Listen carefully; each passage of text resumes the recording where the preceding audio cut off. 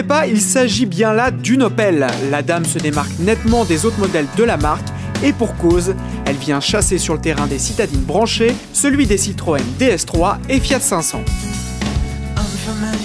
La dame est une mini citadine, 3,70 m de long, 3 portes. Elle est un peu plus grande qu'une Fiat 500, mais reste faite pour 4 personnes.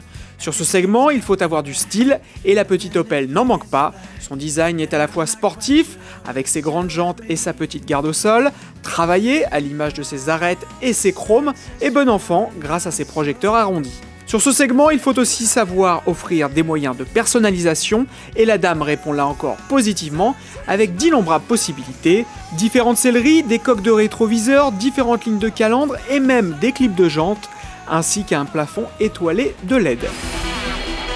À bord, l'ambiance est tout aussi recherchée sans sacrifier le côté pratique. Le tableau de bord est joliment rétro-éclairé et les commandes tombent bien sous la main. Bien vu également ce nouveau système multimédia IntelliLink. Il fonctionne autour d'un écran tactile 7 pouces et pour profiter de tout son potentiel, il peut être connecté à un smartphone qui lui sert alors de cerveau.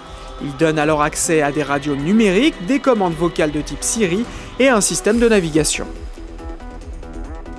Avec son petit gabarit, l'Opel ne fait pas de miracle dans l'habitabilité. Les places arrière sont minimalistes, comme le coffre qui affiche 170 litres de capacité. Pour éviter d'être secoué, mieux vaut opter pour une taille de jante raisonnable. 16 pouces suffiront, mais sachez que cela peut monter jusqu'à 18 pouces.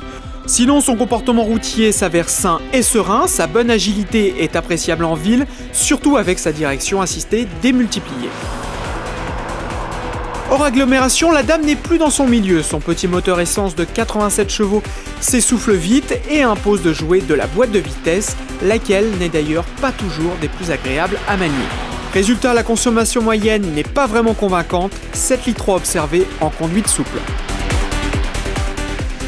Tout n'est donc pas parfait sur cette citadine malicieuse et branchée, mais elle peut compter sur un charme indéniable et sur des tarifs très bien placés.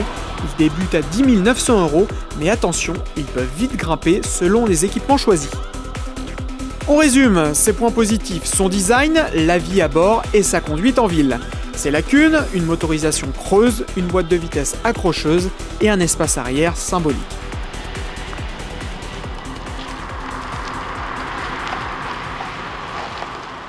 En vidéo également sur Dailymotion YouTube et en podcast iTunes. Retrouvez-nous sur Facebook /Cartech et sur Twitter @Cartech.